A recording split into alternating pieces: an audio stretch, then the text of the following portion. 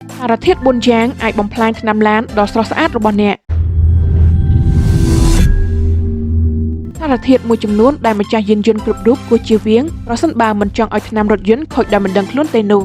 1. សត្វល្អិតដែលខ្ទាតជាប់ឡានសត្វល្អិតមិនថាតូចប៉ុណ្ណាទេគឺមានផ្ទុកដោយសារធាតុអាស៊ីតដែលសារធាតុអាស៊ីតគឺប៉ះពាល់ទៅដល់ថ្នាំឡានដូចនេះមិនគួរទុកចោលសត្វល្អិតដែលខ្ទាតជាប់ទៅនឹងឡានយូរពេកដោយមិនសម្អាតចេញនោះទេ 2. ប្រេងឥន្ធនៈហៀរនៅពេលដែលចាក់ប្រេងឥន្ធនៈប្រេងអាចហៀរចេញពីគម្របធុងសាំងហើយប្រេងដែលហៀរចេញនេះគឺអាចបន្សល់ទៅជាស្នាមខ្មៅៗនៅលើថ្នាំឡានបានដូចនេះគួរតែសម្អាតឲ្យបានស្អាតប្រសិនបើឃើញប្រេងឥន្ធនៈហៀរចេញ